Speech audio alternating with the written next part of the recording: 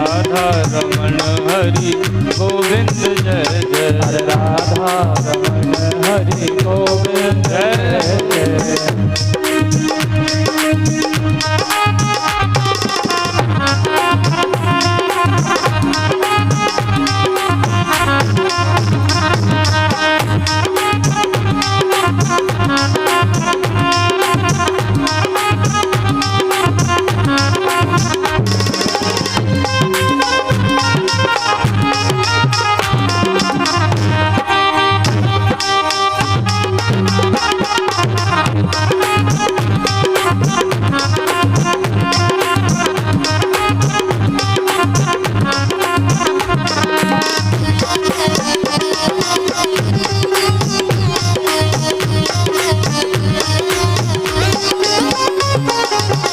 ग्वालों की जय जय गैयों की जय जय। ग्वालों की जय जय गैयों की जय जय।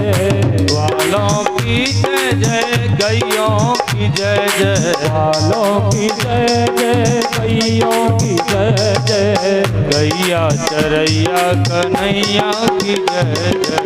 गैया चरैया कन्हैया की जय जय। गैया चरैया कन्हैया की जय जय। गैया चरैया कन्हैया की जय जय। गोविंद जय जय गोपाल जय जय। गोविंद जय जय गोपाल जय जय। गोविंद जय जय गोपाल जय जय। गोविंद जय जय गोपाल जय जय। गोविंद जय जय गोपाल जय जय। गोविंद जय जय गोपाल जय जय। गोविंद जय जय गोपाल जय जय। गोविंद जय जय गोपाल जय जय। गोविंद जय जय गोपाल जय जय। गोविंद जय जय गोपाल जय जय। गोविंद जय जय गोपाल जय जय। गोविंद जय जय गोपाल जय जय। गोविंद जय जय गोपाल जय जय।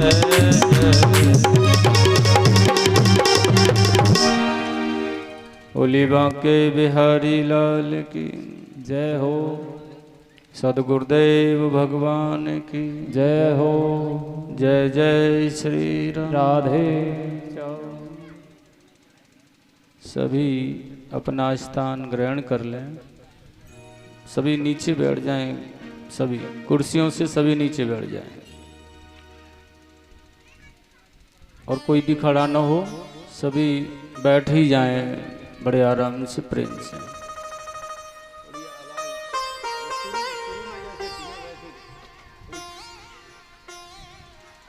सिरादे आज बड़ा आनंदमय समय श्रीमद् भागवत कथा का आयोजन आपके गांव में देवालय श्री जहारवीर बाबा के मंदिर पर श्रीमद् सप्ताह ज्ञान यज्ञ श्रीमद् भागवत कथा का जो आयोजन हो रहा है। देखिए आज इसका बहुत सुंदर नगर यात्रा प्रभात फेरी माता गंगा के पवित्र जल से इसे लाया गया है। यह समय बड़ा जीवन में कम मिलता है जबकि हमें भगवान की कथा कराने का अवसर मिले और सुनने का अवसर मिलता है। जब भगवान की कृपा होती है, जब सत्पुरुषों की कृपा होती है, तब जाकर के ये भगवान की कथा हमें सुनने के लिए मिलती है। और भैया आज वही कथा के महात्म्य में हम प्रवेश करने के लिए जा रहे हैं। आज की कथा की तैयारियां बहुत होती हैं, इसलिए आज का समय जो है वो ऐसे निकल जाता है।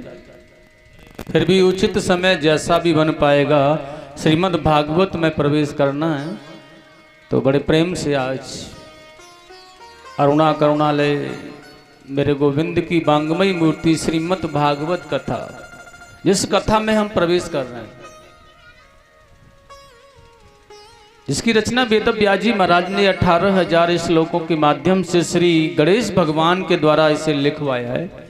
देखिए, जिस सदग्रंथ, जिस कथा को हम श्रवण करने जा रहे हैं, इस कथा के लेखक हुए हैं भगवान गणेश, ध्यान रखना। और इसकी जो रचना की है यह वेद व्यास जी महाराज ने की है 18,000 श्लोकों के माध्यम से।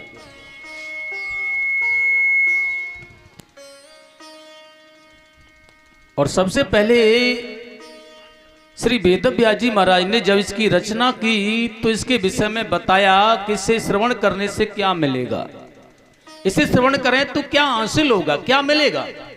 किसी भी कार्य को करना होता है तो उसके लिए जानकारी अवश्य रखनी है। यह कार्य करने से हमें क्या लाभ मिलेगा, कैसे करना होगा इसे।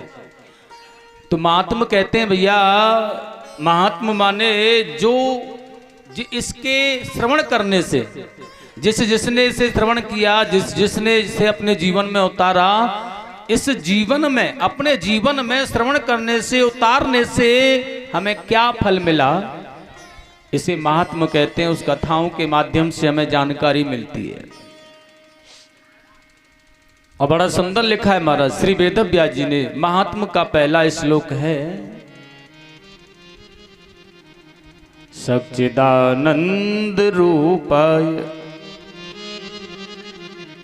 विश्वोत्पत्त्यादि हेतवे तापत्रय विनाशाय श्री कृष्णाय वयं नुमः।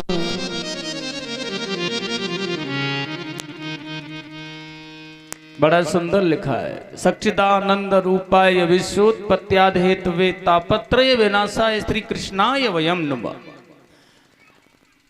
सबसे पहले उन्होंने कहा है यह श्रीमद् भागवत जिससे श्रवण करना है, तो देखिएगा कैसे श्रवण कर पाएंगे इसे हम। श्री माने सभी मद, जितने भी जीवन में हमारे में मद भरे हुए हैं, काम क्रोध मोह लोभ मत्सर, ये सभी मद जीवन में से निकालना है। भमाने भक्ति, भक्ति को प्राप्त करना है, क्योंकि जब तक भक्ति नहीं होगी भगवान की कथा नहीं श्रवण कर पाएंगे। गमाने ज्ञान की प्राप्ति करनी है, क्योंकि ज्ञान भी आवश्यक है, और क्योंकि ज्ञान नहीं होगा तो भगवान की कथा नहीं मिलेगी, समझ में नहीं आएगी। इसलिए ज्ञान, भमाने भक्ति, गमाने ज्ञान, बमाने वैराग्य, क्योंकि जीवन में जब तक वैराग्य नहीं आएगा तब तक आनंद नहीं आ सकता है। और तब माने त्याग। श्रीमद् भागवत भक्ति ज्ञान वैराग्य की प्राप्ति करने के लिए हमें सबसे पहले श्री माने मद और उनका तम माने त्याग, सबका त्याग करना है। और जब हमें ऐसे जीवन में काम क्रोध लोभ मोह मत्सर जैसे इत्यादि वासनाओं का त्याग करेंगे तो हमें श्रीमद् भागवत जैसा सदग्रंथ महापुराण समझ में आएगा। इसलिए इसे वैराग्य के द्वारा प्राप्त किया जा सकता है, भक्ति के द्वारा प्राप्त किया जा सकता है। और जब तक ज्ञान भक्ति वैराग्य की प्राप्ति न हो तब तक यह नहीं प्राप्त हो सकता। उसके बाद में बड़ा सुंदर है, सच्चिदानंद रूपाय विश्वोत्पत्त्यादि हेतवे तापत्रय विनाशाय श्री कृष्णाय वयं नमः। सच्चिदानंद क्या है, जीवन में ध्यान रखना है। सच्चिदानंद किसे कहते हैं? सच्चिदानंद है एक अखंड स्वरूप परमात्मा। सच्चिदानंद एक सत्य है, एक सत्य है। और जब तक सत्य नहीं मिलेगा संसार में हम कुछ भी नहीं कर पाएंगे।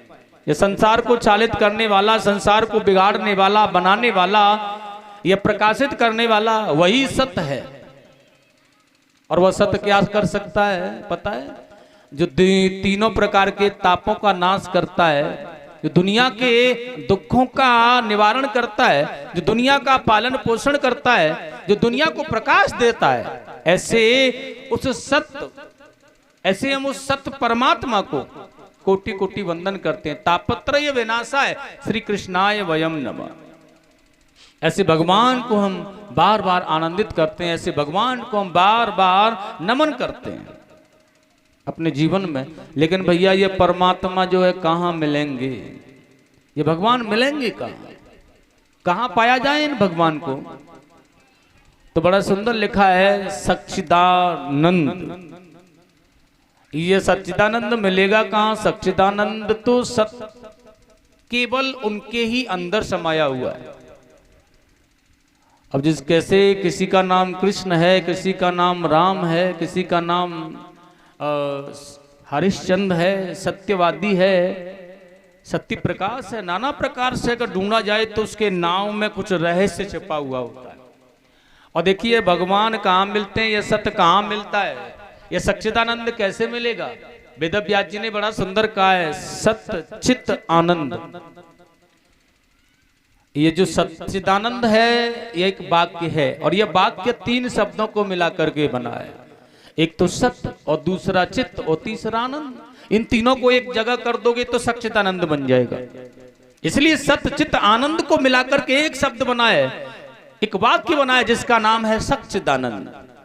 और परमात्मा कहाँ मिलेगा यह सच्चिदानंद, तो ध्यान रखना सबसे पहला जो वाक्य है, जो शब्द है सत्य। अपने जीवन में जब तक हम सत्य को नहीं उतारेंगे, जब तक जीवन सत्यमय नहीं होगा, तब तक परमात्मा को पाना तो बड़ा दुर्लभ है, भगवान तो मिलेंगे ही नहीं। इसलिए जीवन में सत्य का अनुसरण करना है, सत्य का अनुभव करना है। और महापुरुषों ने कहा जब हमारे जीवन में भैया यह सत्य आ जाएगा ना, तो फिर हमें एक प्रकाश की अनुभूति होगी। चित्त माने प्रकाश, ध्यान रखना, चित्त का दूसरा नाम है प्रकाश। चित्त माने प्रकाश, जो संसार को प्रकाशित कर रहा है, जो अंधेरे को नष्ट करके हमें उजाला दिखाता है, प्रकाश वही है चित्त माने प्रकाश। जब जीवन सत्य होगा तो यह चित्त रूपी प्रकाश हमें मिलेगा। और जब हमें प्रकाश मिल जाएगा तो अंधेरे में भटकने की अनुभूति, अंधेरे में हम भटकेंगे नहीं, इसलिए हमें आनंद की अनुभूति होगी। वही परमात्मा रूपी प्रकाश जब मिलेगा तो आनंद ही आनंद जीवन में खिलेगा, आनंद ही आनंद जीवन में मिल जाएगा। इसलिए उस आनंद को पाने का केवल एक ही साधन है, जीवन में सत्य। और जब तक जीवन में सत्य धारण नहीं होगा, सत्यमय जीवन को नहीं बनाएंगे, अपने जीवन को सत्यमय नहीं धारण कराएंगे, तब तक अनुभव क्या, वह परमात्मा नहीं मिल सकता है। प्रेम से बोलेंगे गोविंद भगवान की। परमात्मा की प्राप्ति पानी है। तो आज बड़ा सुंदर भाव है। देखिए इसमें किस किस के द्वारा यह कथा श्रवण हुई और किस किसने इस कथा को श्रवण करने से क्या पाया है। महात्मा की कथाएं तो बहुत हैं, अगर महात्मा की कथाओं को विस्तार से बताने की सहायता ली जाए ग्रंथ के द्वारा, तो हो सकता है कि सच्चिदानंद का जो अर्थ है यही 7 दिन तक चलता रहे। लेकिन हमें अपने गोविंद की आनंदमयी कथाओं को धीरे धीरे बढ़ाते बढ़ाते चलना है। इसलिए देखिए महात्मा की कथाओं को थोड़ा सूक्ष्म में करके आपको बताएंगे। नैमिषारण्य तीर्थ है, बड़ा पावन, ऋषियों की बड़ी उच्च आनंदमयी तपस्थली भूमि है श्री नैमिषारण्य तीर्थ। और देखिए यहाँ पर 88,000 ऋषि गणों ने एक साथ ब्रह्मसूत्र किया है। बड़ा सुंदर भाव है, एक बार एक साथ 88,000 ऋषि गणों का ब्रह्मसूत्र करना। और यहाँ भगवान की कथाओं में निरंतर ये लोग लगे रहते हैं। केवल इनका जीवन ही केवल एक कार्य में लगा है, परमात्मा में, परमात्मा की कथाएं श्रवण करना एक लक्ष्य है इनका। और यहाँ बैठे हुए सभी लोग भगवान की कथाएं केवल कहते हैं। बड़े बड़े महापुरुष लोग हैं, बड़े बड़े संत महात्मा लोग हैं, ज्ञानी लोग हैं, वो केवल हरि चर्चा, हरि स्मरण, भगवान की कथाएं कहते हैं। लेकिन वहीं आज सूत जी महाराज का आगमन हुआ है। और साथियों जब यह सूत जी महाराज का आगमन यहाँ हुआ, यह लोमर्षण ऋषि के पुत्र हैं सूत जी महाराज, और श्री वेद व्यास जी महाराज के शिष्य हैं। यह ज्ञान का एक बहुत बड़ा विकराल ध्येय है सूत जी महाराज के अंदर। जैसे ज्ञान की चर्चा की बात की जाए तो आनंद ही आनंद उनके अंदर भरा है। और जैसे ही सूत जी का आगमन इस सभा में हुआ है, आज सभी ऋषियों ने खड़े होकर के उनका सम्मान किया, उनका स्वागत किया। और सभी ने खड़े होकर के स्वागत करने के बाद आज बहुत सुंदर कहा है। लेकिन यह सूत जी ने बड़ी सुंदर बात कही है इनसे, हे ऋषियों, आप तो इतनी बड़ी उम्र वाले हो, बड़ी बड़ी ज्ञानी हो आप, लेकिन आपने इस प्रकार मेरा जो सत्कार किया है, मैं एक छोटा सा बालक हूं और आप इस बात मेरा एक ऐसा सत्कार जो कर रहे हैं ये आपको शोभा नहीं देता है। लेकिन सूत जी महाराज को उच्च स्थान प्राप्त कराने के बाद में यह शिष्यों ने बड़ा सुंदर कहा है, हे प्रभु आप हमें हमारे परमात्मा की, हमारे गोविंद की आनंदमयी कथाएं सुनाने वाले हैं। आप हमारे मंद बुद्धि को ज्ञान के द्वारा प्रकाशित करने वाले हैं। इसलिए जो ज्ञान के द्वारा हमें भक्ति ज्ञान वैराग्य की प्राप्ति कराता है, जो हमारे परमात्मा से हमें जोड़ने वाला होता है, जो ज्ञान चर्चा करके हमारे जीवन को जो अंधकार से भरा है उसे प्रकाशित करना चाहता हो, वह श्रेष्ठ होता है, वह बड़ा होता है। इसलिए उसे झुक करके प्रणाम करने में कोई आपत्ति नहीं है और हमने कुछ गलत भी नहीं किया है। और ऐसा बड़ा सुंदर संतों ने आज सूत जी महाराज से कहा है और बड़ा सुंदर उच्च स्थान देकर के आज उनसे पूछना प्रारंभ किया है, गुरुदेव हमें आप एक बात बताएंगे।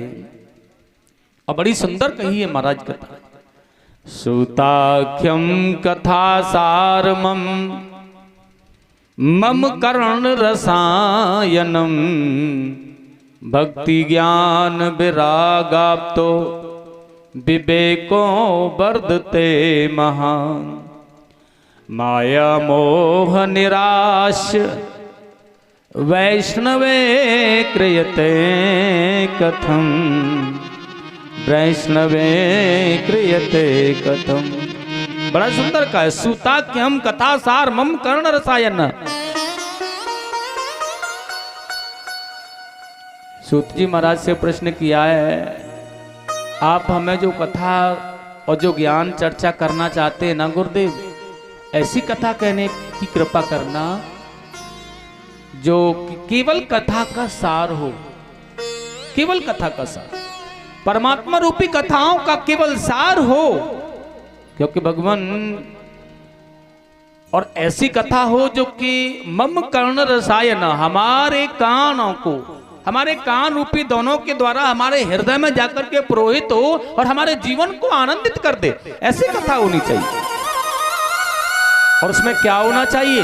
भक्ति ज्ञान, उसमें भक्ति की चर्चा होनी चाहिए, वो भक्ति को प्राप्त करने वाली हो, ज्ञान की चर्चा होनी चाहिए और वैराग्य को धारण करा देने वाली हो, ऐसी कथा हो।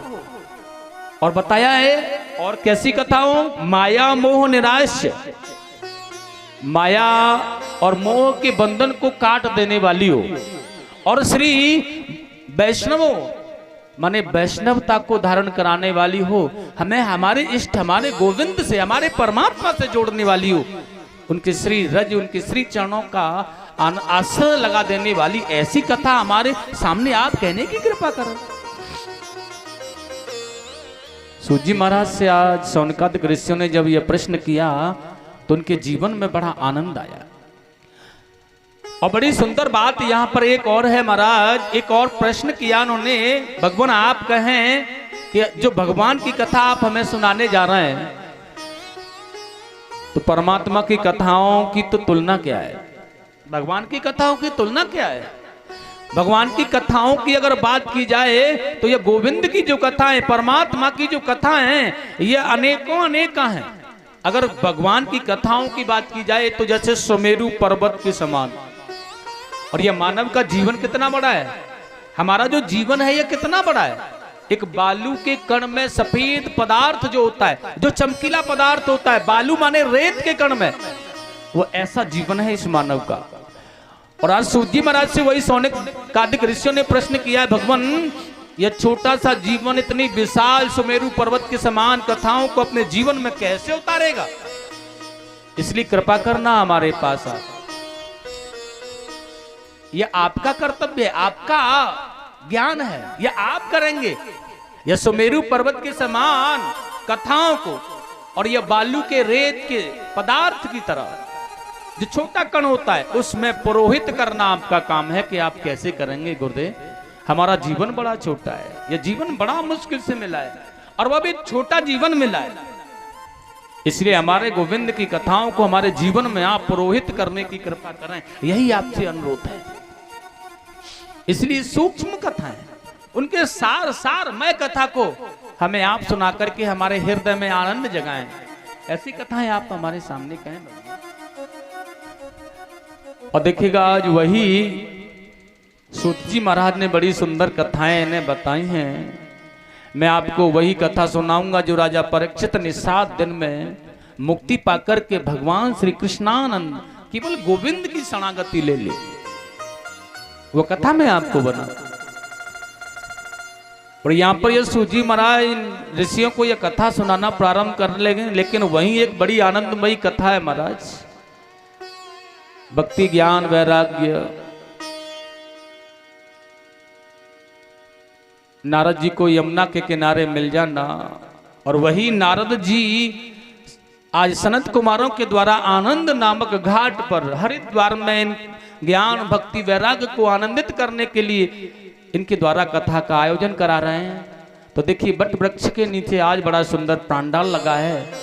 बड़े बड़े देवता लोग ऋषि मुनियों का भेष बदल बदल करके यहाँ पर उपस्थित हुए। आज बड़े बड़े संत ब्राह्मण अपने अपने परिवार के सहित अपने सारे परिवार को लेकर के वहां शिविर ला करके लगा देते हैं और वहीं आनंदमयी कथा सुनते हैं। 7 दिन तक आज अब तो यहीं रहना है, यहीं कथा सुननी है, यहीं आनंद लेना है। गंगा का किनारा है, बट वृक्ष की छाया है, बड़ा सुंदर आनंद है। संतों का दर्शन है, ऐसा सुगम मार्ग आनंद कहाँ मिलेगा। और वहीं रहते हैं।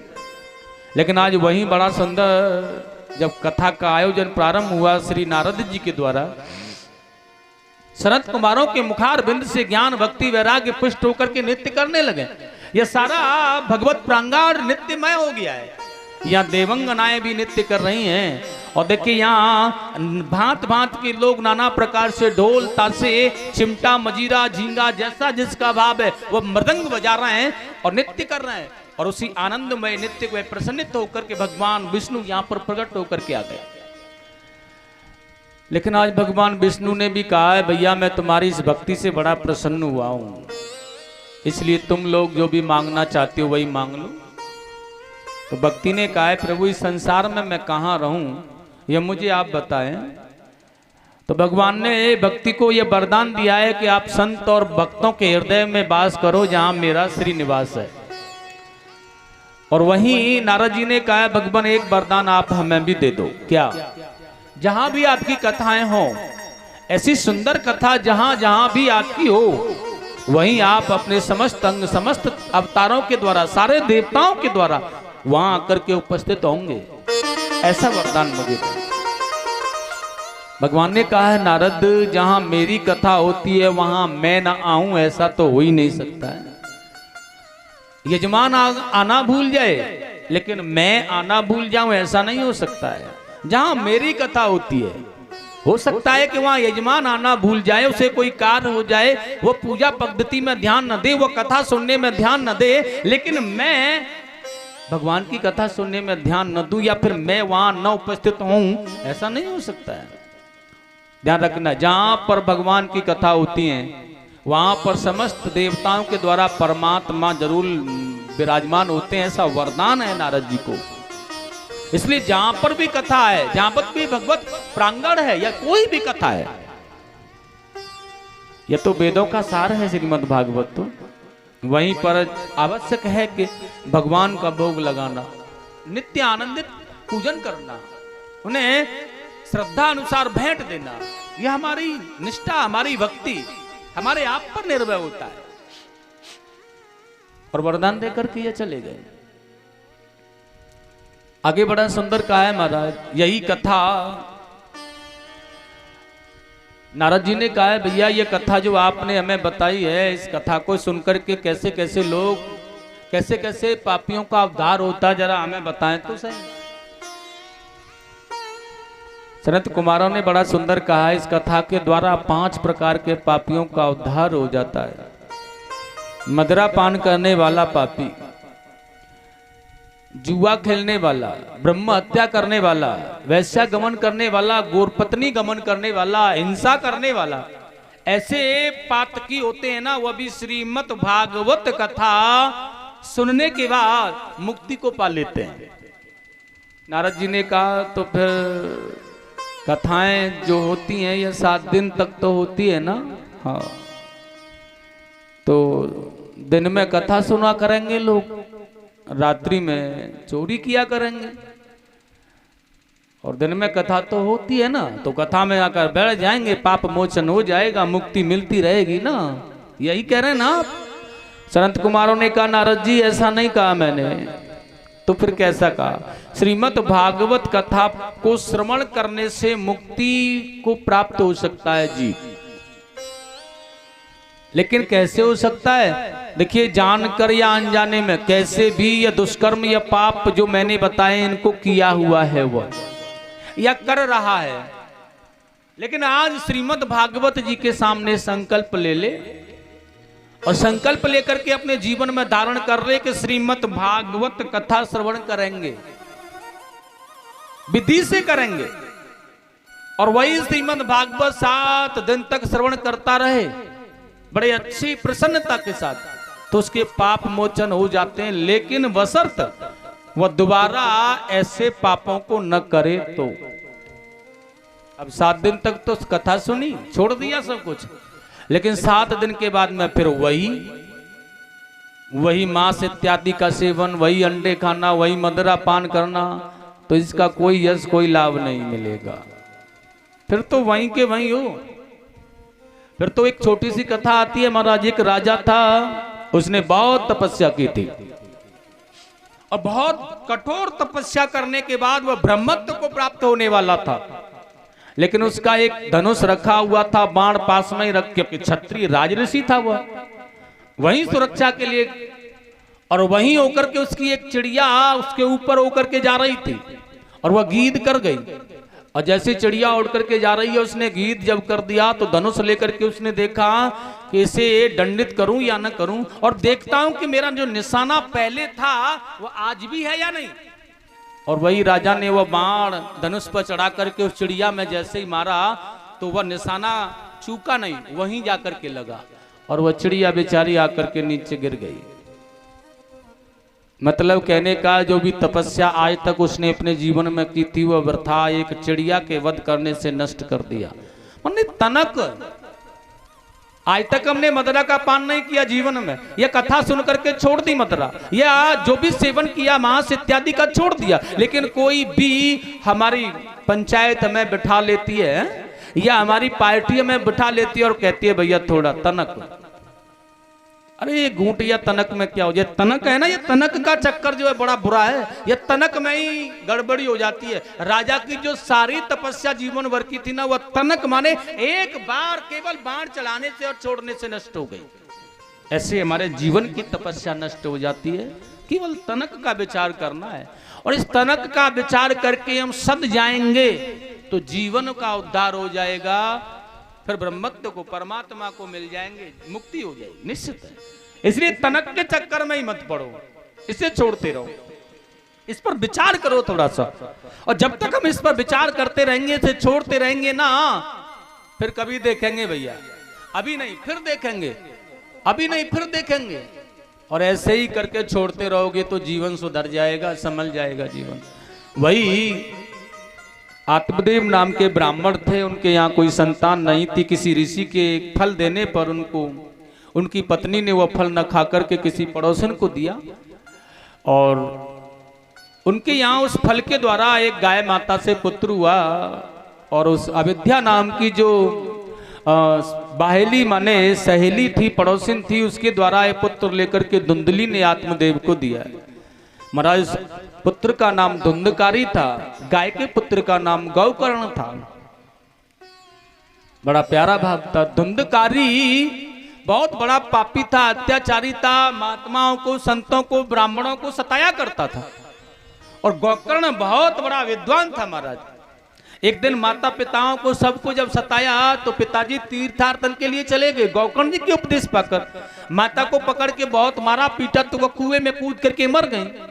वैश्याओं ने आकर के क्योंकि वैश्याओं की संगति करता था, और जब वैश्याओं की संगति की जाए तो ये कब तक हमारा साथ देती है पता है? जब तक हमारी इंद्रियां प्रबल होती हैं और इनको सामर्थ्य होती है इनको सुख देने के लिए, तब तक ये हमारा साथ दे सकती हैं, उससे आगे नहीं। जब तक कि हम इनको सुख देते रहें, धन के द्वारा, तन के द्वारा, मन के द्वारा, और जब हमें इन्हें संतुष्ट करने नहीं कर सकते, हमें न धन कमा करके नहीं दे सकते, हम इनके जीवन में वो सफलता नहीं दे सकते, तो ये हमारा साथ छोड़ देती हैं। और फिर क्या है, ये जीव तड़प तड़प करके मर जाता उनकी याद में। और ये धुंधकारी को मार डाला, उसी के घर में गड्ढा खोद करके गाड़ दिया, चली गई। अच्छा एक बात और है, माता पिता को कष्ट देने वाला व्यक्ति और वो भी अकाल मृत्यु को प्राप्त हो जाए तो क्या उसका उद्धार हो सकता है कोई श्राद्ध करने से? जिसने अपने जीवन में संतों को, महात्माओं को, ब्राह्मणों को सताया हो और बल्कि अपने माता पिता को बहुत कष्ट दिया हो, घर से निकाल दिया हो, मारा पीटा हो, ऐसे व्यक्ति को कभी मुक्ति मिल सकती है? ऐसा व्यक्ति कभी मुक्ति को पा सकता है? किसी भी आधार से नहीं पा सकता है। वह अकाल मृत्यु मारा गया। धुंधकारी बहुत बड़ा पिशाच माने प्रेत हो गया, भूत बन गया है। उसके भाई ने आकर के इस धुंधकारी की मुक्ति के लिए श्रीमद् भागवत जैसा सदग्रंथ श्रवण कराया। बड़ा सुंदर प्रांगण, बहुत सुंदर व्यवस्था। धुंधकारी का आह्वान जब किया गया तो उसे मंडप में लगे 7 गांठ माने 7 ग्रंथि का एक बांस दिखा जिसमें छिद्र था, और उसी छिद्र के द्वारा वह पहली ग्रंथि में जाके बैठा।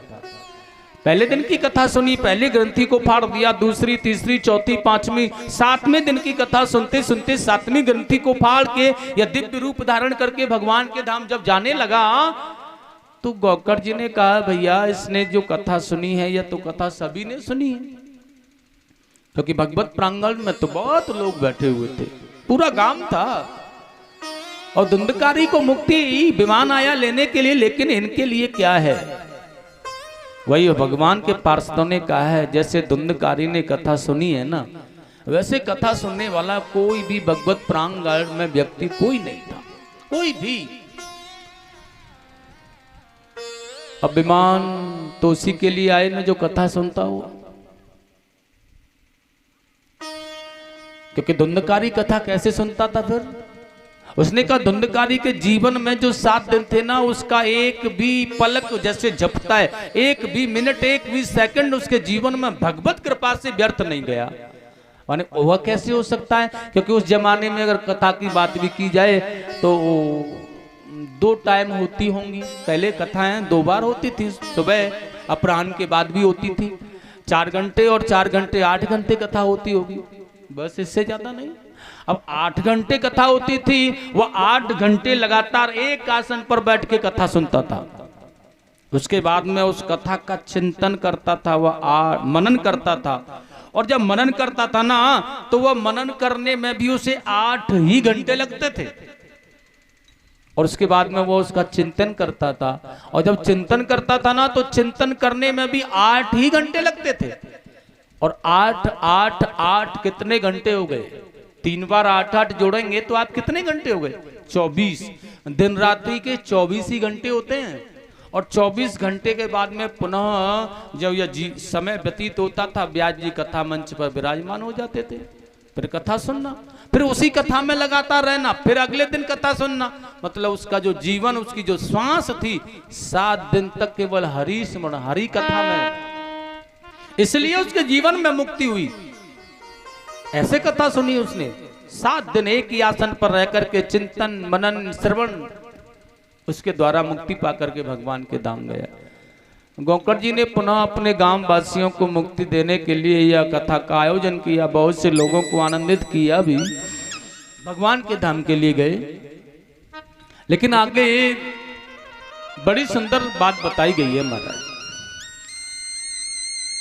श्रीमद् भागवत कथा को कराने की विधि। अच्छा, भागवत जी के अनुसार अगर श्रीमद् भागवत को कराने की विधि बता दी जाए तो कोई भागवत कथा ही नहीं कराएगा, शायद मुझे ऐसा लग रहा है। क्योंकि श्रीमद् भागवत जी में जो विधि बताई गई है ना, वो बड़ी जटिल और बड़ी कठिन है महाराज। सबसे पहली बात तो यही है, श्रीमद् भागवत कथा में एक विधि तो यही है कि भगवान की इस कथा को 7 दिन तक निराहार माने बिना भोजन के ही सुनो, खाओ ही मत कुछ 7 दिन तक लगातार। अब किसी से कह दिया जाए तो महाराज हो गई आपकी कथा, आप जाओ यहाँ से बांधो अपने पोती पत्रा, हमें नहीं सुननी। अब 7 दिन तक भूखा कौन रहेगा? हाँ अच्छा, उसमें फिर एक बात महापुरुषों ने थोड़ा सा उसे शोधन किया गया है। ठीक है भैया, 7 दिन तक भूखा तो नहीं रह सकता आज कलयुग का जीव। एक काम करो, घी पी करके कथा सुन लो। बाप रे, घी आज के जमाने में, राम राम। अच्छा, व्यवस्था भी घी की कर दी जाए तो महाराज जी शायद कि आज के लोगों को घी पच नहीं सकता है। कौन बड़े बूढ़े जमाने में जो बुजुर्ग लोग होते थे वो तो 1-1 लीटर घी पी जाते थे घर। आज के जमाने में अगर 100 ग्राम घी किसी को दे दिया जाए ना तो सीताराम, बैठ नहीं पाएगा वह शायद। और यहाँ तो कथा बैठ के सुननी है ना। अच्छा, घी पी करके नहीं सुन सकते महाराज, कोई और युक्ति है। एक युक्ति और है, क्या है? वो यह है कि आप दूध पी करके कथा सुन लो 7 दिन तक। अच्छा, दूध पी करके भी नहीं रहा जा सकता महाराज, क्योंकि दूध में भी बड़ी समस्या आ गई। अभी गाय तो ब्याई नहीं है हमारी, और अभी भैंस भी नहीं ब्याई है, और दूध कहाँ से आएगा महाराज? दूध की व्यवस्था तो हो ही नहीं सकती है। अच्छा ठीक है, तो फिर एक काम करते हैं, दूध घी निरार तो छोड़ ही दो, एक काम कर लेते हैं, फलार करके रहते हैं। फलार माने फल की व्यवस्था कर लेते हैं ना।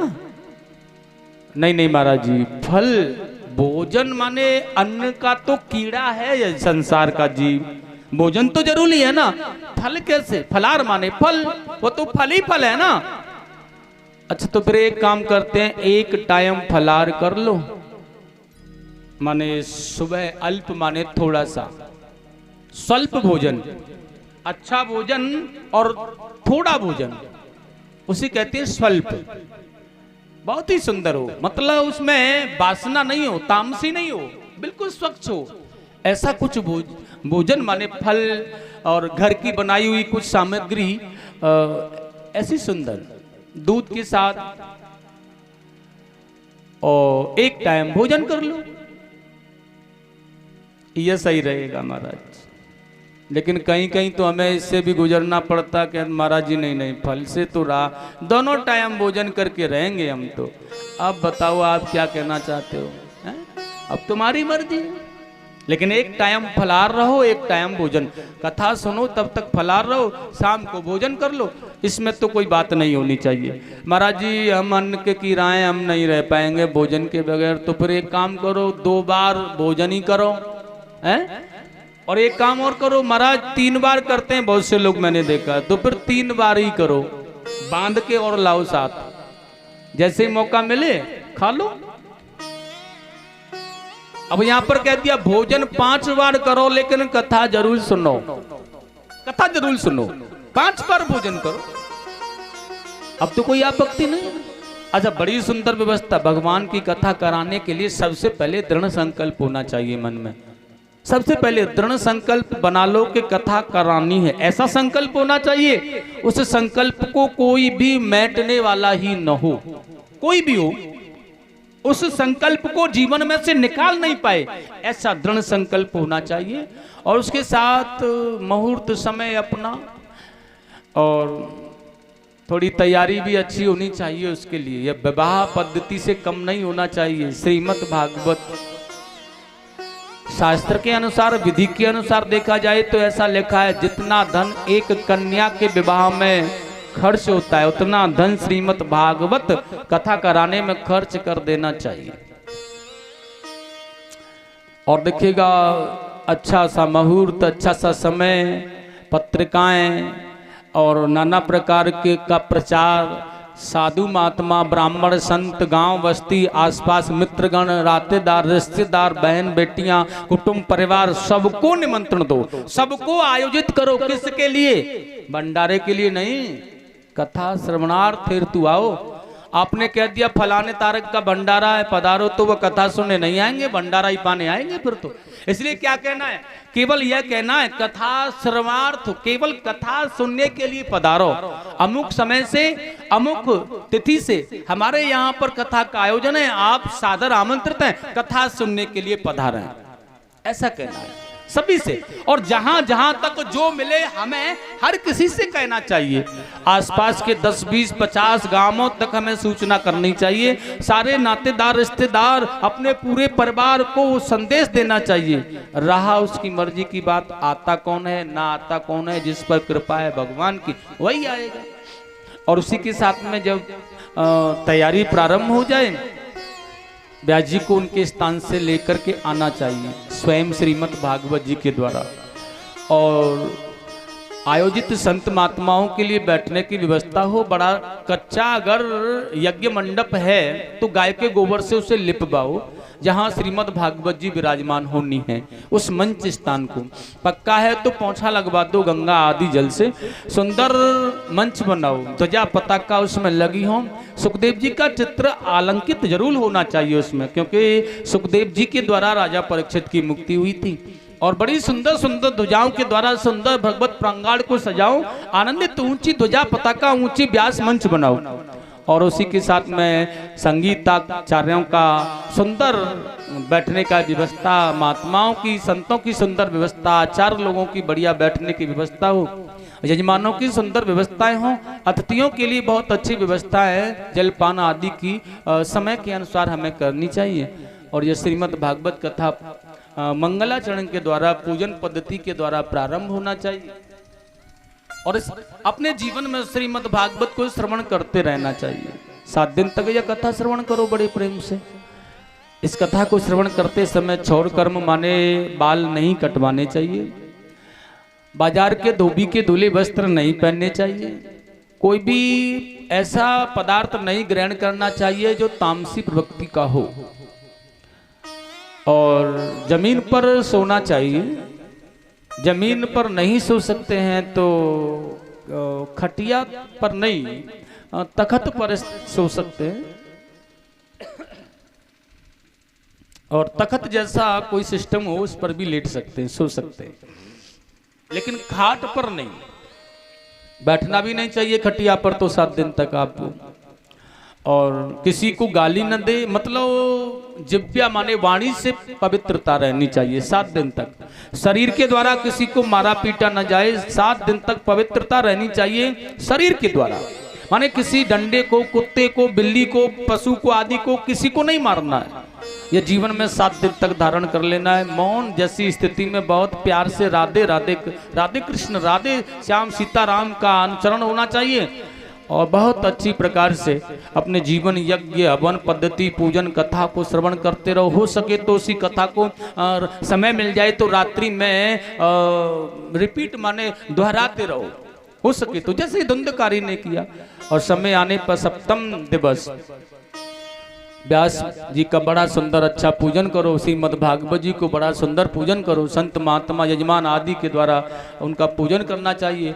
और अंतिम भंडारा, बड़ा सुस्वाद भोजन, गायत्री उपासना और वेद मंत्रों के द्वारा, श्रीमद् भागवत के 10वें स्कंद के द्वारा यज्ञ को करा करके पूर्ण आहुति कर, रसास्वादन भोजन ब्राह्मणों को करा करके उन्हें दक्षिणा भेंट दे करके श्रीमद् भागवत जी को यजमान के द्वारा ले जा करके व्यास जी के सहित उनके स्थान तक छोड़ करके आना चाहिए। और उसके बाद गंगा स्नान करने के बाद यह महा संपूर्ण यज्ञ पूरा होता है।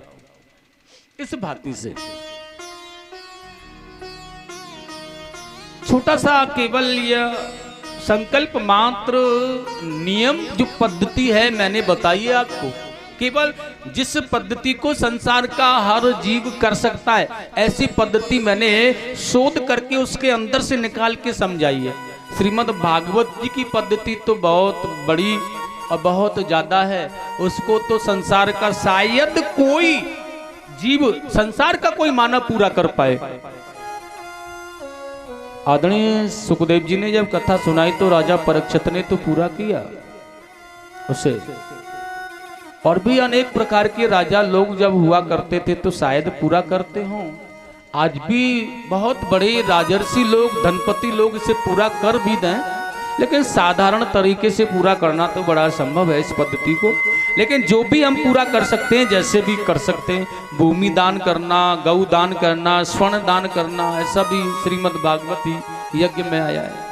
और देखिएगा बहुत सुंदर विकार के द्वारा अपने मन को 7 दिन तक प्रसन्न रखे, केवल हर हाल में अपने आप को प्रसन्न चित्त रखे, और हाँ जी भैया कहते रहो बस। सबसे कोई कष्ट, किसी की बात पर नाराज मत हो, किसी से रुष्ट मत हो, केवल दृढ़ संकल्प जीवन में, इस बात यह पूरा हो जाता है।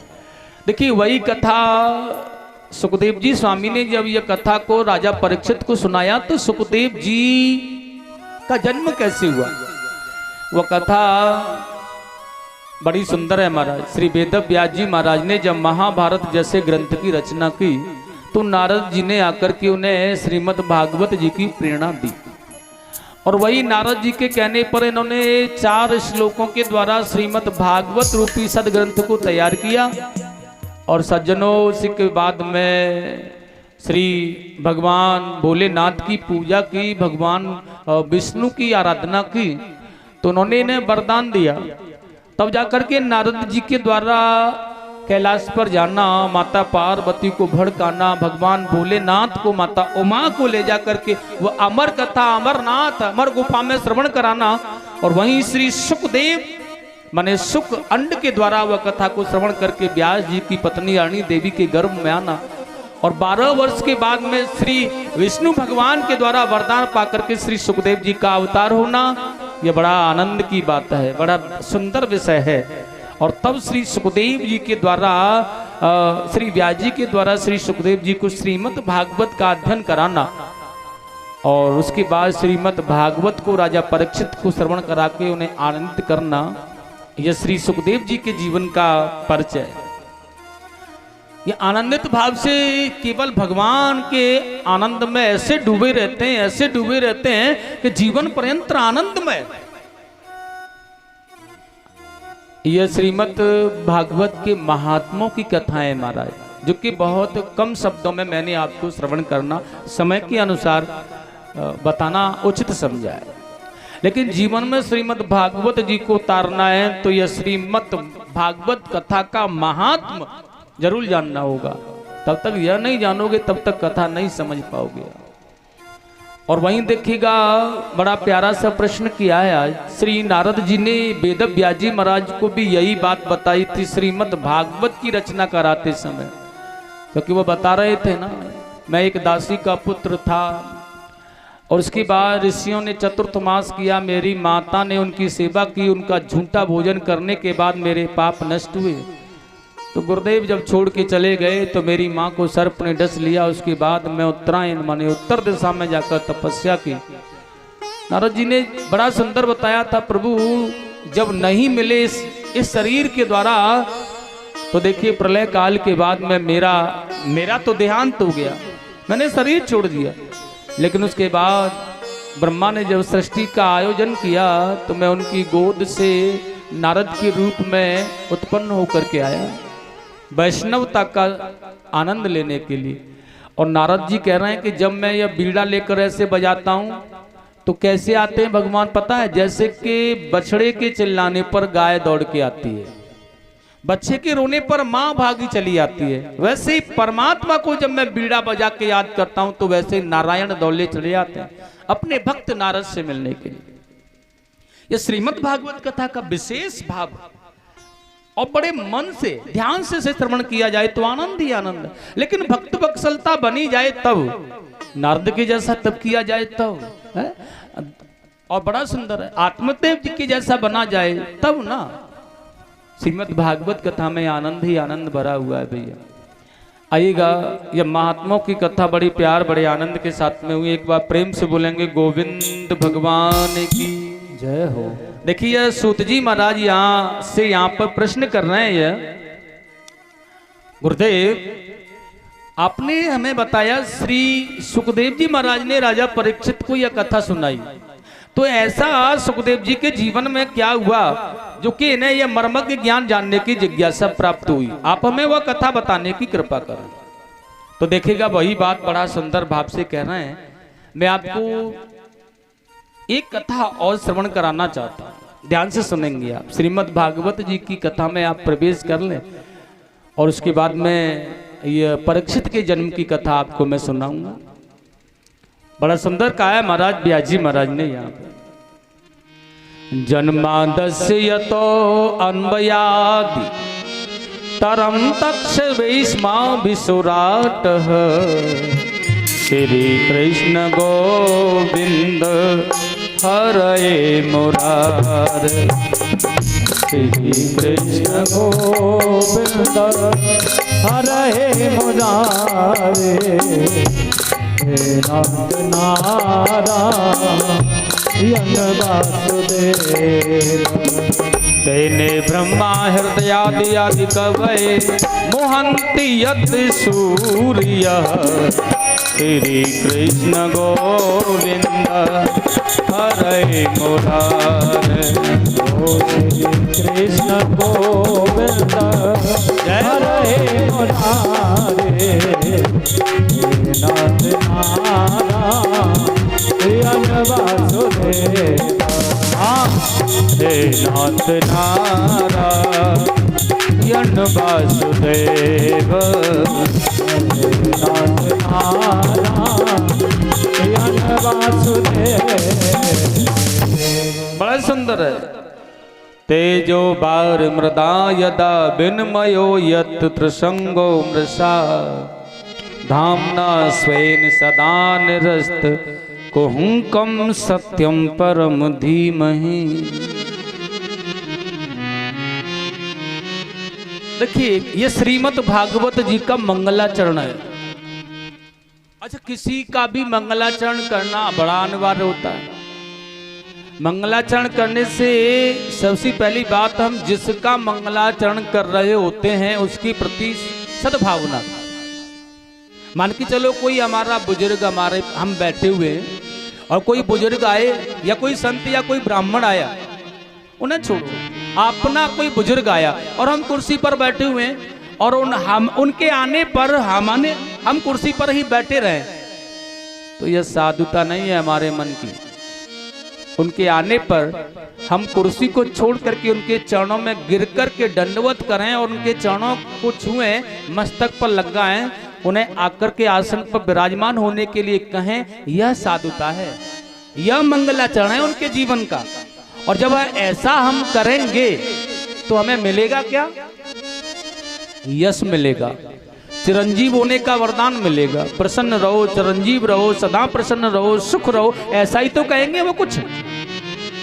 जब ऐसा कहेंगे तो हमें क्या मिलेगा? हमें यश की प्राप्ति होगी, जिस यश के द्वारा कीर्ति प्रभाव फैलेगा हमारा, वही हमें करना है। ऐसे ही श्री मंगलाचरण को किसी भी ग्रंथ के, सदग्रंथ के मंगलाचरण को करने के बाद उनके प्रति आस्था बनाना, उनके प्रति आनंद प्राप्त करना, यह मंगलाचरण का कार्य है।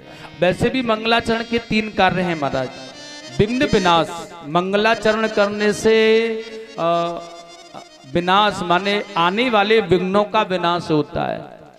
हम अपने भाई, अपने पिता, अपने चाचा, अपने ताऊ जी के चरण स्पर्श करें और पड़ोसी अगर देख रहा हो ना, तो वह बड़ा देखेगा, भैया इनमें बड़ी सुमति है। हाँ, एक दूसरे के प्रति कितना आनंद ले रहे हैं, ये तो बन करके रहे तो दूसरा कोई भी कान उठा के नहीं देख सकता, क्योंकि सुमति है। जहां सुमति है वहां कोई कुछ नहीं बिगाड़ सकता तुम्हारा। और अगर हम ऐसा नहीं करेंगे तो परिवार के लोग जब मिलके नहीं रहेंगे, एक दूसरे को प्रणाम नहीं करेंगे, तो पड़ोसी के कान खड़े हो जाएंगे, परिवार फूटा हुआ है, इसमें और फूट डाल दो, इसे बकेर दो। यही तो ना विघ्न विनाश। सबसे पहला मतलब आने वाले संकटों का विनाश होता है मंगलाचरण के द्वारा। इष्ट देवता का अभियान, जिसका मंगलाचरण किया है उसके प्रति हमारा सद्भाव, सदप्रेम और संपूर्ण ग्रंथ की प्रतिपाद वस्तु मंगलाचरण के द्वारा प्राप्त होती है साहब।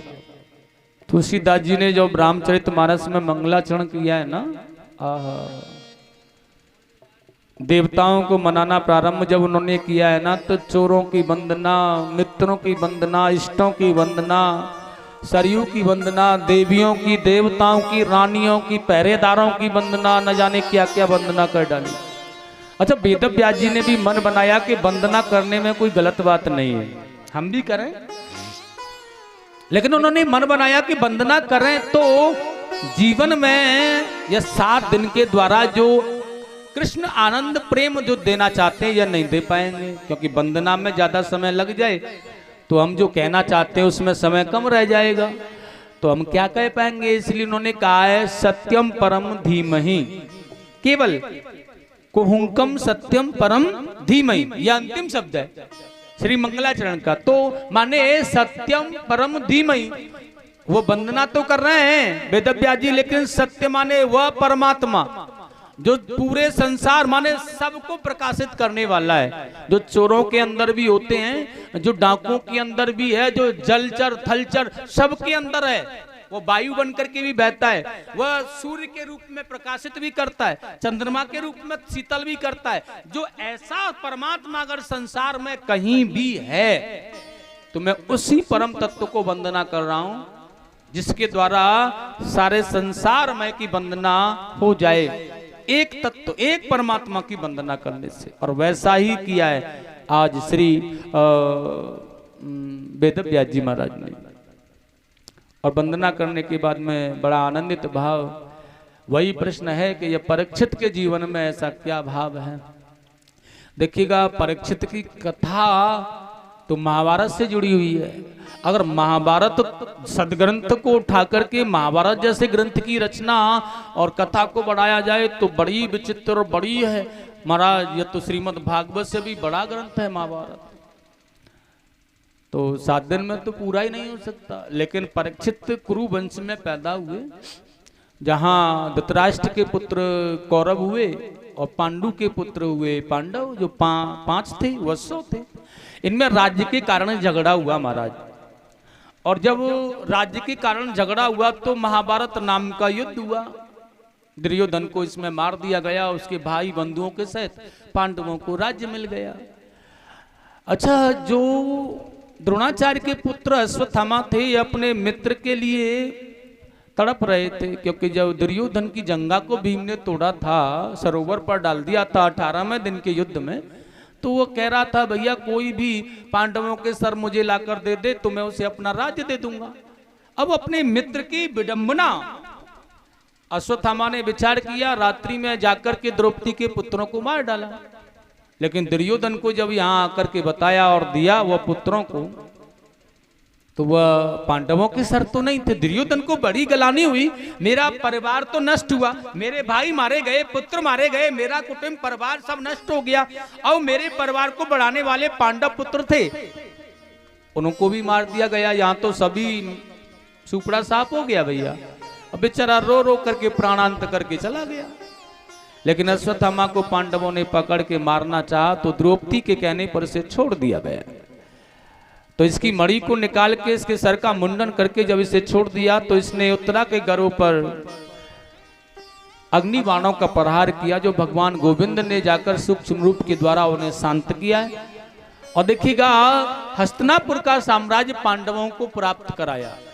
यह हस्तिनापुर के अधिपति युधिष्ठिर जी महाराज बने।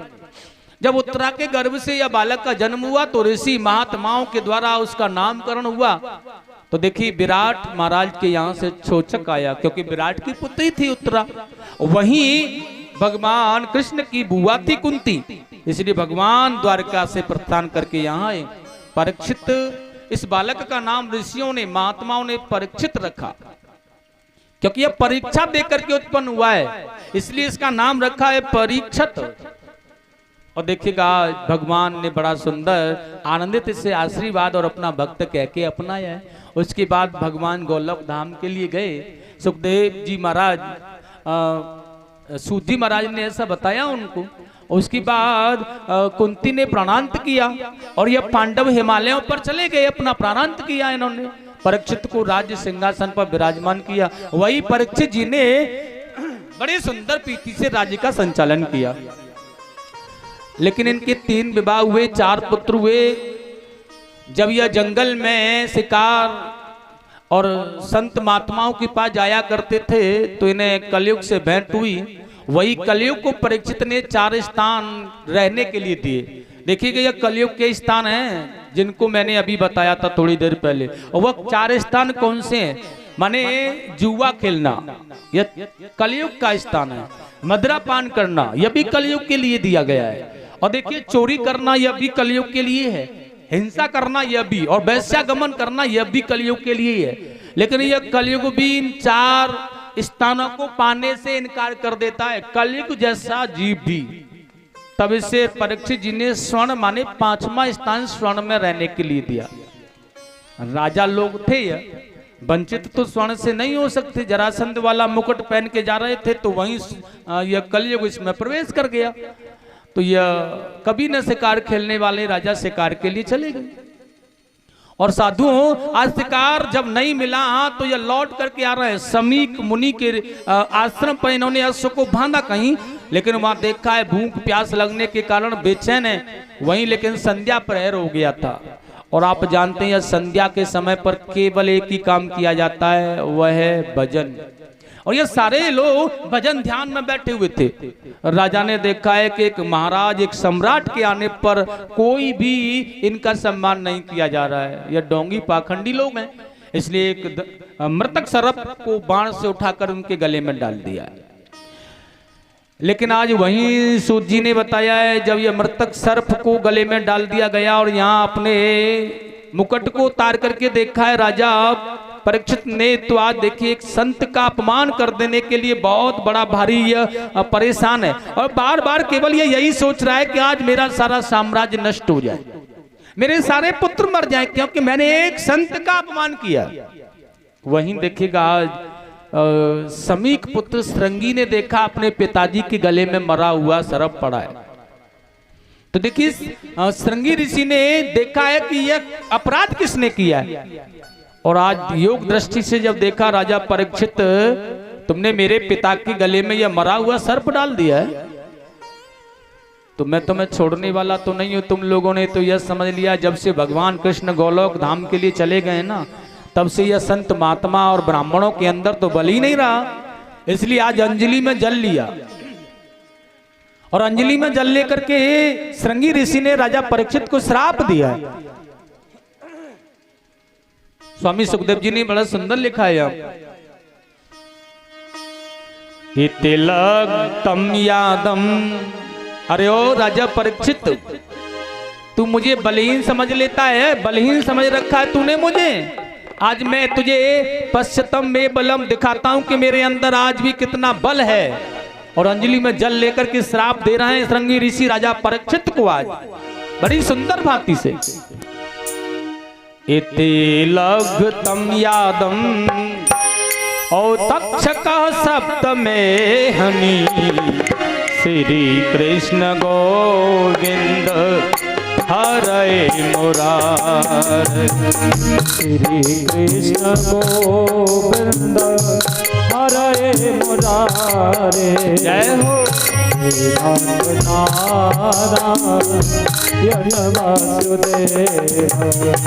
और देखिए आज पहला दिन है, मैं आपको बता देना चाहता हूँ मैं जो अपना श्लोक बोलता हूँ यह संगीत के माध्यम से बोलता हूँ, उसमें मेरा फायदा कुछ नहीं है। मेरा श्लोक तो बिना संगीत के ज्यादा समय में नहीं, कम समय में पूरा होगा, और संगीत से बोलने पर ज्यादा समय लगेगा।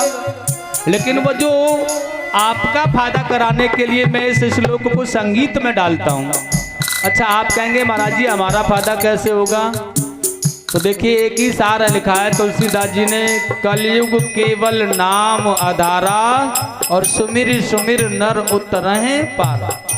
कलयुग में जितना स्मरण करोगे, जितना कीर्तन करोगे, उतना ही जीवन में आनंददायक है। इसलिए मेरा श्लोक पूरा हो जाता है और आपके लिए कीर्तन हो जाता है भगवान का। इसलिए आप सभी बोला करें,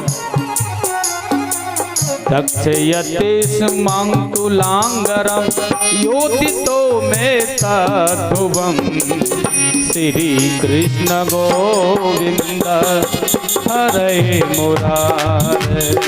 श्री कृष्ण गोविंद जय हरे मुरारे नाथ नारायण वासुदेव। हाँ श्री कृष्ण गोविंद हरे मुरारे हे नाथ नारायण वासुदेव। श्री कृष्ण गोविंद हरे मुरारे नाथ नारायण वासुदेव। बड़ा सुंदर। इति लगतम या तक्षकः सप्तमे अनि। अरे ओ राजा परीक्षित, तू मेरे पिता का अपमान करके गया है ना, तो मैं तुझे श्राप देता हूं। तक्षकः सप्तमे हनि। यह तक्षक सर्प नाम का, तक्षक नाम का सर्प आकर के तुझे डस लेगा और 7 दिन में ही तेरी मृत्यु हो जाएगी। और ऐसा श्राप दे दिया आज। लेकिन जब पिताजी को इस विषय में पता चला, समीक ऋषि को जब बताया गया, तो उन्होंने पूछा भैया ऐसा क्यों किया तूने? क्योंकि परीक्षित के जैसा धर्मात्मा राजा तो बड़ा मुश्किल से मिलता है भैया। हाँ हो गया, वह राजा थे, कोई भूल हो गई, कोई गलती हो भी गई, लेकिन तुम्हें ऐसा नहीं करना था। क्योंकि परीक्षित जैसा धर्मात्मा राजा तो बड़ा सदियों में पैदा होते हैं भैया। उनके लोगों के द्वारा ही तो धर्म का प्रचार होता है। राजा सही है, राजा सनातनी है, राजा धर्म करने वाला है तो प्रजा धर्म करती है। संत महात्मा लोग यज्ञ करते हैं, चोर उचक्के नहीं होते, तो हम जैसे महात्मा भी जंगलों में बड़े आराम से भजन करते हैं। ऐसा श्रृंगी ऋषि बता रहे हैं, तुमने ये अच्छा नहीं किया है। और पुत्र तुमने यह ऐसा कर भी दिया है, लेकिन आज अपने शिष्यों को बुला करके राजा परीक्षित को बताया जा रहा है, उन्हें जाकर के कहो कि 7 ही दिन में तुम्हारी मृत्यु हो जाएगी। क्योंकि मृत्यु को मुक्ति में बदलने का कोई साधन तो ढूंढा जाए। और वही आज श्रृंगी ऋषियों और आज उनके शिष्य यहाँ आकर के राजा परीक्षित को बता रहे हैं, भैया तुम्हें श्राप लग गया है और राजा परीक्षित तुम्हारी मृत्यु हो जाएगी, इसलिए 7 दिन तुम्हारे जीवन में रह गए। आप कोई भी 7 ही दिनों में मुक्ति का साधन ढूंढ लो अपने लिए। लेकिन वही राजा परीक्षित को बड़ा आनंद आया आज। देखिए श्राप लगा है और श्राप लगने के बाद भी बड़ा आनंद महसूस कर रहे हैं, क्योंकि मुझे दंड मिल गया। मैंने एक संत का अपमान किया था और इस अपमान का कोई ना कोई दंड तो मुझे मिलना था, सो मिल गया। आज बड़ी प्रसन्नता महसूस कर रहे हैं। लेकिन आज अपने पुत्र जन्मेजय को राज्य दे करके यह स्वयं सारे राजधाज को त्याग करके और बाण प्रस्थ लेकर के आज ये निकल पड़े हैं घर से। और देखिए गंगा के किनारे पर आकर के बैठ गए हैं ये बाण प्रस्थ लेकर के बहुत अच्छी तरह से। और देखिए राजा परीक्षित को श्राप लगा है। यह संसार में वायु के वेग के समान सारे संसार में यह बात फैल गई है। जगह जगह जहां जहां भी जो भी सुनता केवल यही बात, राजा परीक्षित को श्राप लग गया है और 7 दिन में मुक्ति का कोई भी साधन ढूंढना है। और यहाँ पर देखिए राजर्षि, महर्षि, महात्मा, संत लोग, ब्राह्मण लोग, बड़े बड़े ऋषि गण, जटाधारी, त्रिशूलधारी, त्रिपुंडधारी महात्मा, 1-1 लाख वर्ष की आयु, नाना प्रकार के लाखों वर्षों की आयु, हजारों वर्षों की आयु वाले लोग यहाँ पर महात्मा, संत, ब्राह्मण, ज्ञानी पुरुष आ गए। और सभी इसी विचार में लगे हैं कि राजा परीक्षित का उद्धार कैसे हो, राजा परीक्षित की मुक्ति कैसे हो, यह सोच विचार में लगे हुए। लेकिन सज्जनों वही बात आ जाती है कि आज कोई भी 7 दिनों में मुक्ति का साधन नहीं ढूंढ पा रहा है कोई भी। और यहां पर बताया जा रहा है, कोई कह रहा है 41 दिन का अनुष्ठान करने पर मुक्ति मिल जाएगी। लेकिन एक और से आवाज आई, सुनो भैया 31 दिन का भी अनुष्ठान हो जाएगा। किसी ने कहा 21 दिन का ही कर लो, कोई कहने लगा नहीं नहीं 11 दिन में भी अनुष्ठान विधि महामृत्युंजय मंत्र के द्वारा महादेव को प्राप्त करा के मुक्ति प्राप्त हो सकती है। किसी ने कहा सुनो 11 दिन भी नहीं है तो 9 स्वरूप माता दुर्गा के हैं और 9 दिन में उन 9 स्वरूपों की प्राप्ति करके माता भगवती कल्याण कर सकती हैं। लेकिन जीवन में तो केवल 7 ही दिन है। 9 दिन नहीं है। और भैया अगर 7 दिनों में मुक्ति पाने का कोई साधन किसी के पास में है तो बताओ, लेकिन आज सबकी गर्दनें झुकी हैं कि राजा परीक्षित का उद्धार कैसे हो, कोई भी नहीं कर पा रहा है। 7 दिन में उद्धार कैसे हो, 7 दिन में नहीं हो सकता। और जब कोई भी नहीं कर पा रहा है, राजा परीक्षित बड़ा बेचैन सा महसूस कर रहे हैं, तो उसी समय भगवान गोविंद के नेत्र खुल गए आज। और आज देखिएगा वही आज भगवान गोविंद ने जाकर के बैठे हुए तपस्या में लवलीन तप करते हुए महायोगी परम योगी महामुनि सुखदेव जी की समाधि को खोल दिया है। तू यहाँ पर बैठा है, वहां मेरा भक्त परेशान है, और जाकर के मेरे भक्त को 7 दिन में मुक्ति का साधन बता। और वहीं भगवान की प्रेरणा पाकर के सुखदेव जी चल पड़े आज। और देखिए यह केवल 4 अंगुल की कोपीन धारण किए हुए हैं, बाकी सारा बदन बिल्कुल नंगा है। और देखिएगा आज मां मस्तक पर तेज है सूर्य की किरणों की जैसा, घुंघराले बाल है, मोटे मोटे नेत्र हैं, चौड़ी छाती है, बाजुएं घुटनों तक लंबी हैं, यह भुजाएं, बड़ा सौंदर्यमय स्वरूप है। और देखिए सभा के मध्य में जब ये आ रहे हैं ना, तो कोई जान नहीं पा रहा कि यह कौन है, बस यही चाह रहे हैं कि यह महापुरुष है, कोई दिव्य ज्ञानी है, और इसलिए सभी खड़े होकर के इनका सत्कार करने में लगे। लेकिन वहीं आज परीक्षित जी महाराज ने जान लिया है मन में कि यह मेरा कल्याण करने के लिए आ गए, यह मेरा उद्धार करेंगे, यह मेरा कल्याण करेंगे, ऐसा परीक्षित ने अपने जीवन में मान लिया। बड़ा सुंदर सा स्थान दिया, और बड़ा सुंदर सा स्थान, ऊंचा सा स्थान देख करके बिठाल करके आज उनके चरणों को पहले धोया है। और सज्जनों उनके चरणों को धोए करके आज चरणामृत लेकर के पान किया। परीक्षित जी महाराज ने तो अपने अंतःकरण को प्रविष्ट किया। और उसके बाद में आज बड़ा सुंदर भाव है, बहुत ही सुंदर स्तुति और बहुत सुंदर वंदना कर रहे हैं, बहुत सुंदर पूजन आज करने में लगे श्री सुखदेव स्वामी का राजा परीक्षित। तो आइएगा आप लोग भी 2 मिनट भगवान का बड़े सुंदर पूजन करते हुए बड़े सुंदर भाव से गुनगुनाएंगे, बोलेंगे बड़े प्रेम से।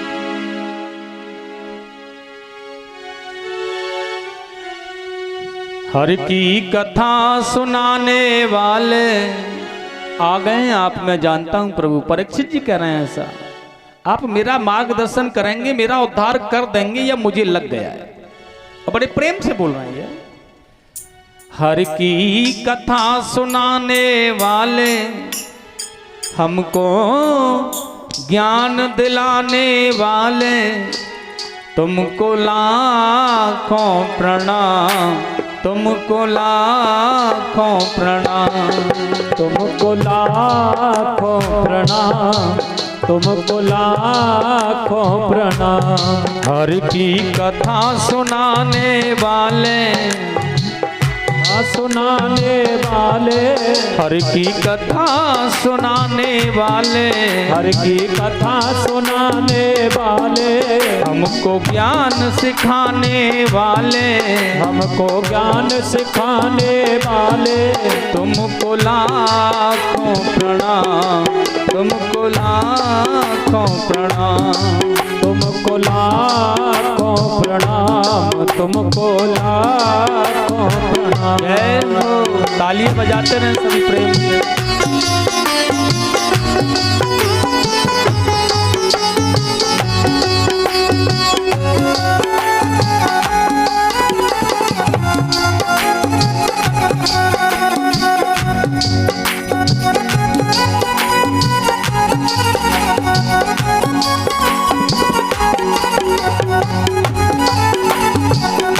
जय हो।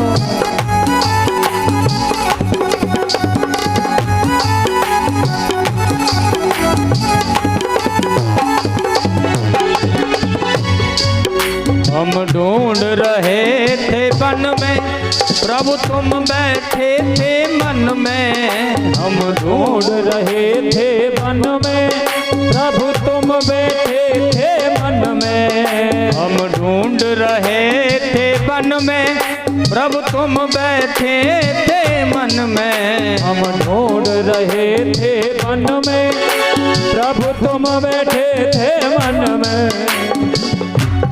हमको राह दिखाने वाले, हमको राह दिखाने वाले, तुमको लाखों प्रणाम, तुमको लाखों प्रणाम, तुमको लाखों प्रणाम, तुमको लाखों प्रणाम। जय हो।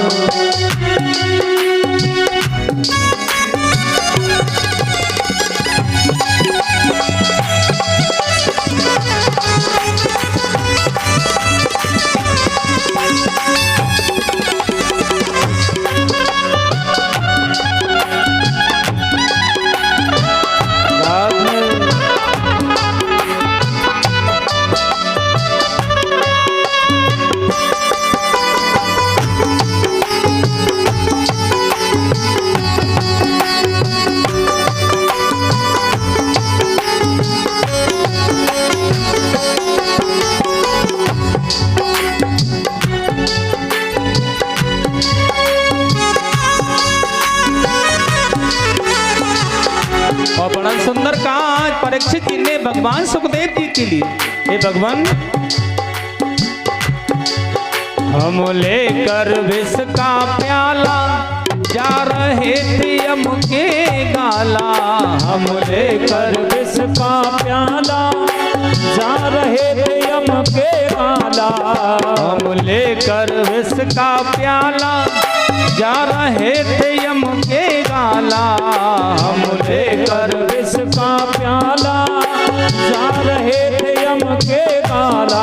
बंधन सभी छुड़ाने वाले, बंधन सभी छुड़ाने वाले, हमको मुक्ति दिलाने वाले, हमको मुक्ति दिलाने वाले, तुमको लाखों प्रणाम, तुमको लाखों प्रणाम, तुमको लाखों प्रणाम, तुमको लाखों प्रणाम। जय हो।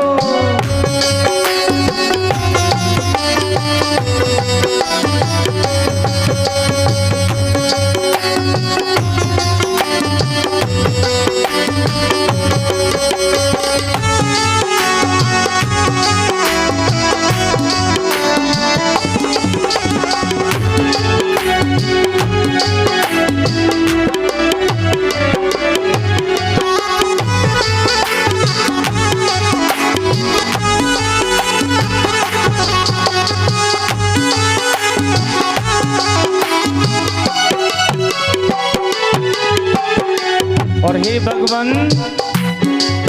हम पार तेरा क्या पाते, बस शीश झुका यही गाते, हम पार तेरा क्या पाते, बस शीश झुकाए जाते, हम पार तेरा क्या पाते, बस शीश झुका यही गाते, हम पार तेरा क्या पाते, बस शीश झुकाए जाते।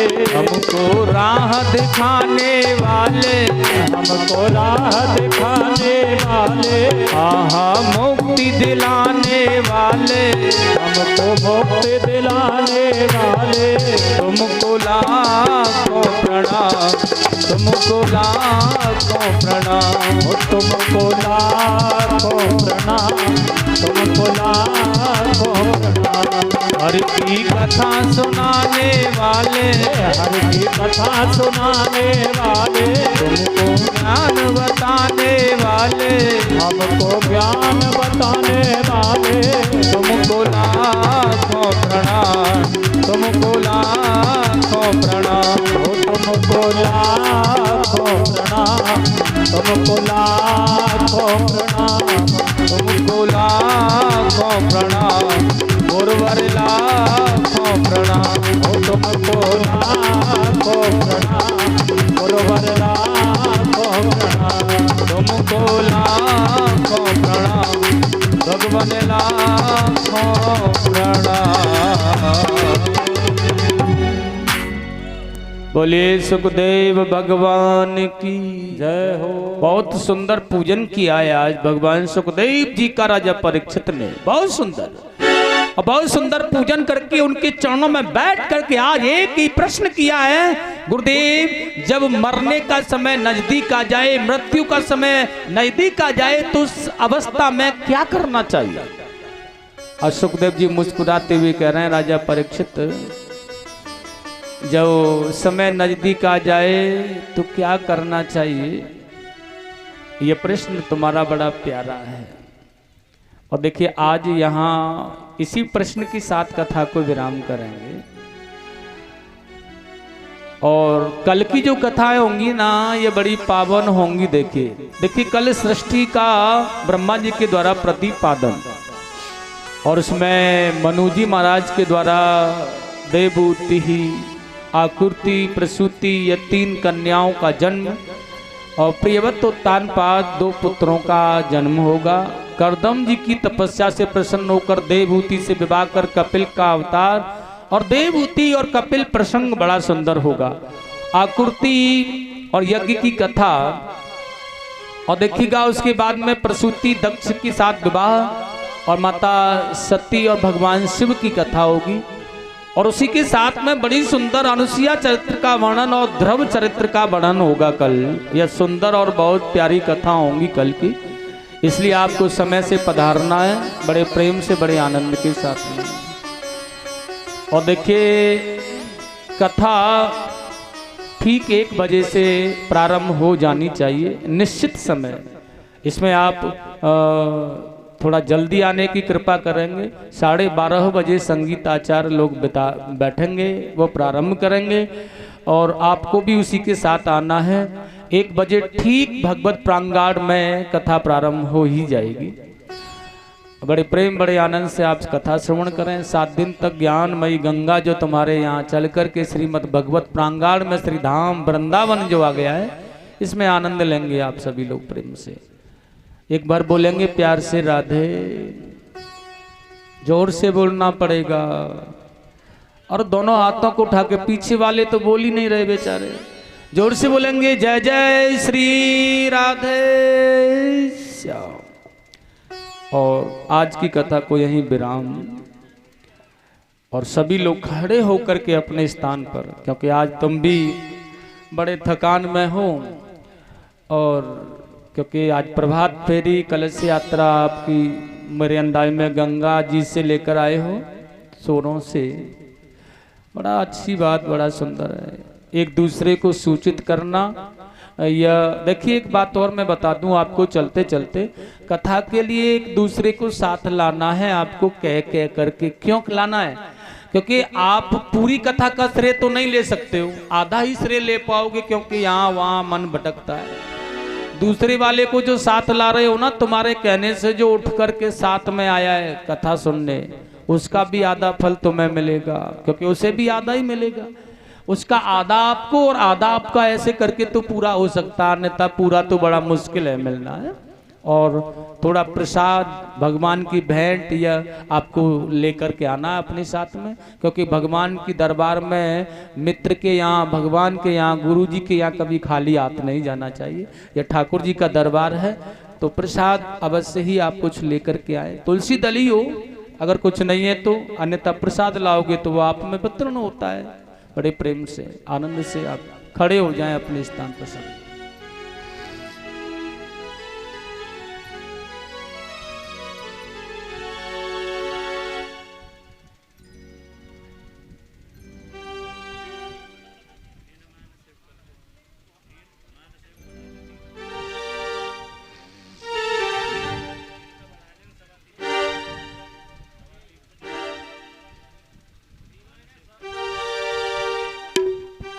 राधे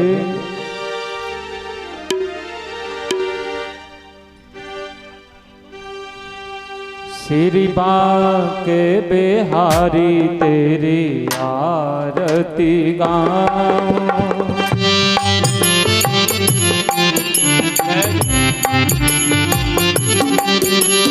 कुंज बिहारी तेरी आरती गाऊं, आरती गाऊं तो पे बले बल जाऊं, आरती गाऊं तो पे बल बल जाऊं, बांके बिहारी तेरी आरती गाऊं।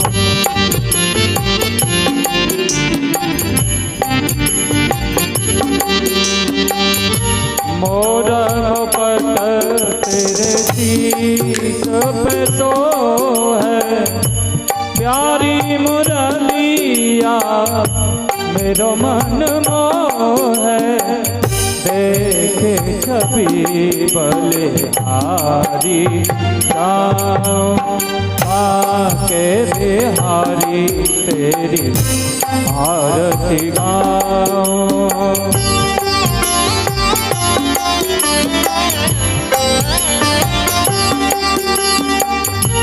चरणों से निकली है गंगा प्यारी, जिसने सारी दुनिया तारी, उन चरणों को मैं शीश झुकाऊं, आके बिहारी तेरी आरती गाऊं।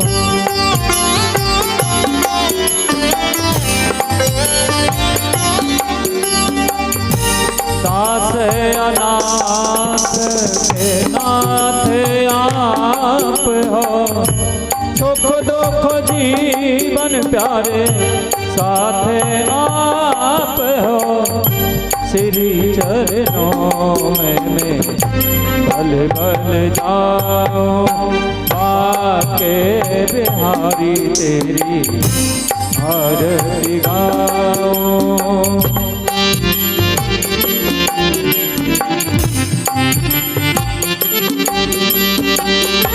श्री हरिदास के प्यारे तुम हो, मेरे मोहन जीवन धन हो, पास सदा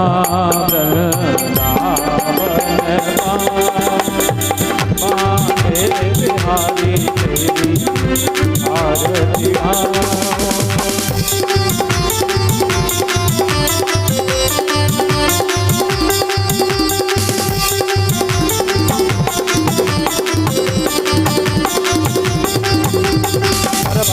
गौरम करुणावतारम संसार सारम मृगेन्द्रहारम, ओ सदा वसंतम हृदयार बिंदे भवं भवानी सहितं नमामि। त्वमेव माता च पिता त्वमेव, त्वमेव बन्धुः सखा त्वमेव, त्वमेव विद्या द्रविणो त्वमेव, त्वमेव सर्वं मम देव देव। हरे कृष्ण कृष्ण कृष्ण हरे हरे, हरे राम राम राम हरे हरे, हरे कृष्ण कृष्ण कृष्ण हरे हरे, हरे राम हरे कृष्ण कृष्ण हरे राम हरे राम।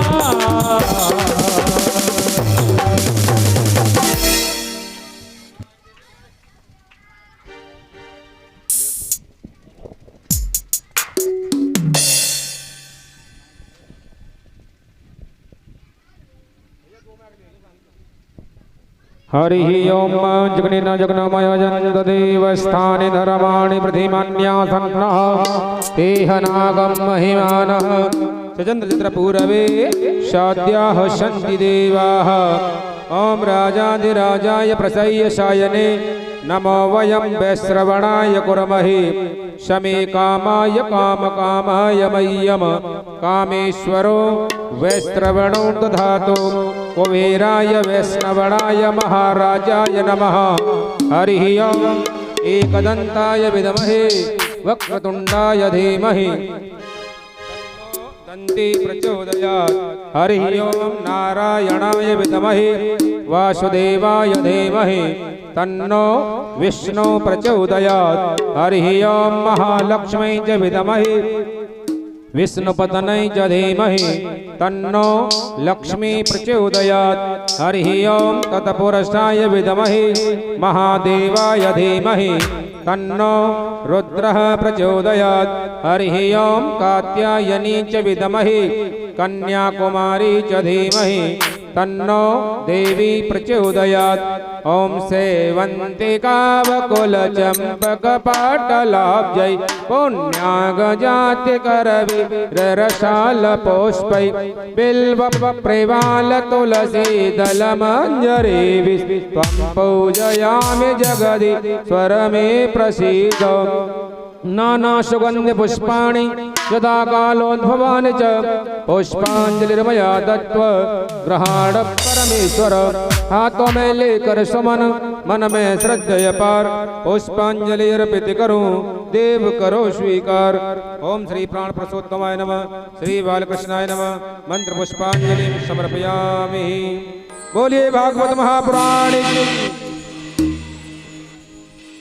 व्यास भगवान की, सुखदेव भगवान की, परीक्षित महाराज की, बस्ती माता की, धरती माता की, गंगा मैया की, यमुना मैया की, अपने माता पिताओं की, सदगुरुदेव भगवान की, सभी देवी देवताओं की। बोलिए जहारवीर बाबा की जय। जय श्री राधे श्याम सीता राम।